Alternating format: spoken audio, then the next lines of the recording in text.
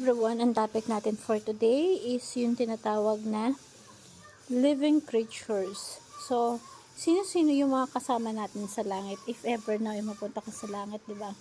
So, may tinatawag na living creatures, 4 living creatures. Ito yung living creatures are unique class of heavenly beings described vividly in Ezekiel 1 and Revelation 4. These beings bearing the facts of lion, an ox, a man, and an eagle surround God's throne in continual worship. Their symbolism reflects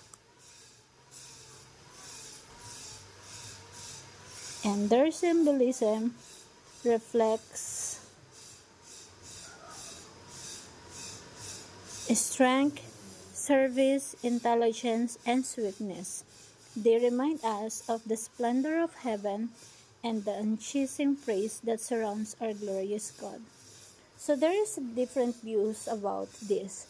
Merong heavenly angelic beings, merong symbolic representative of creation, and symbolic of worship church. So, dito is sinasabi sa atin na kung dito merong earthly creatures, merong tinatawag din na heavenly creatures. And kung dito is marami magagandang creation, pag din sa heavenly creature is sobrang kakaiba. Okay? Sabi nga dito sa Revelation chapter 4 verse 6, and before the throne there was as it were seas of glass like crystals. And around the throne, so isipin natin, di ba? So John magkakaroon si John ng vision. Si John kasi nagkaroon siya ng throne. And yun nakikita ni John eh. On each side of the throne are 4 living creatures full of eyes in front and behind. The first living creature like a lion. The second living creature like an ox. And the third living creation is with the face of the man, and the fourth living creature is like an eagle in flight. And the 4 living creatures, each of them with 6 wings, are full of eyes all around and within. And day and night they never cease to say, Holy, holy, holy is the Lord God Almighty, who was and is to come. So sa Tagalog, sa halapan ng tono ay isang dagat na salamit na katulad ng kristal. At sa gitna ng trono, at sa paligid ng trono ay may 4 na nilalang na buhay. The 4 living creatures na puno ng mata sa harapan at sa likod. Yung unang nilalang ay katulad ng isang leon, pangalawa ay isang baka, pangatlong leon ay may mukha ng isang tao, at kaapat ay isang katulad ng agilang lumilipad. Ang 4 na nilalang na buhay ay may 6 na pakpak, at bawat isa sa kanila ay puno ng mata at walang humpay na nagsasabi araw at gabi, banal, banal ang Panginoong Diyos, makapangyarihan sa lahat, noon, ngayon, at ang darating. So, itong 4 living creatures na to, kung i-imagine natin, diba, sobrang tindi ng vision. Kung ikaw magkaroon ng ganitong vision, magugulantang ka kasi hindi tayo sanay na makakita ng ganitong creature, diba? So, yung ibang mga artists, ganito, pinipictures nila, or ini-imagine nila yung 4 living creatures. So, meron yan, makikita yan dyan sa mga YouTube, na ang hirap i-describe pag niliteral mo na iguguhit or i-drawing, diba? Pero, itong 4 living creatures na to, hindi madaling unawain ng isipan natin. Mahirap unawain. At kumbaga parang sa atin, nakakagilalas, nakakatakot if makakita kang ganun. So, there's a different views patungkol doon. So, may 3 views.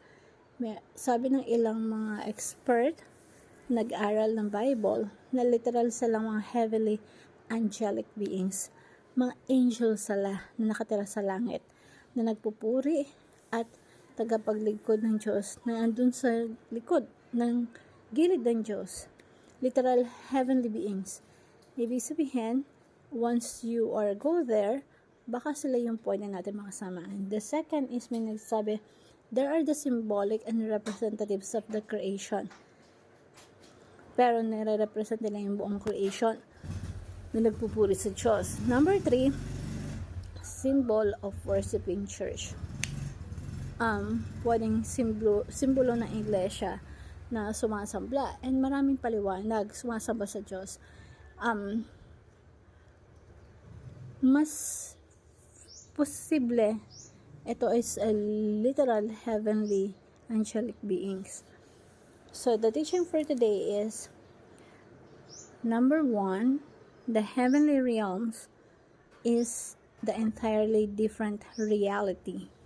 Yung physical realm, yung kapaligiran natin, this is the physical earthly reality, tangible na creation. Ito ay reality na sa physical or earthly realm na nakikita natin. Then there's a law of gravity. Pag nagtapon ka ng bato, babagsak yung bato. Yung heavenly realm compares sa earthly realm is isang reality na entirely different. Ibig sabihin yung mga creatures, kakaiba. Kung nandito tayo sa minsan pupunta tayo sa lugar, minsan nakakita tayo ng kakaiba na bago sa paningin natin, di ba?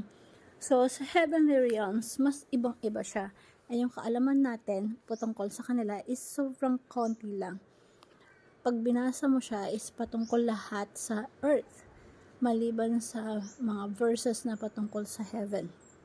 Diba, pagka nagbabasa tayo ng Bible, laging patungkol yun sa earth. Diba? So, then, meron naman pag-aaral tungkol sa mga angels and demons and different theories.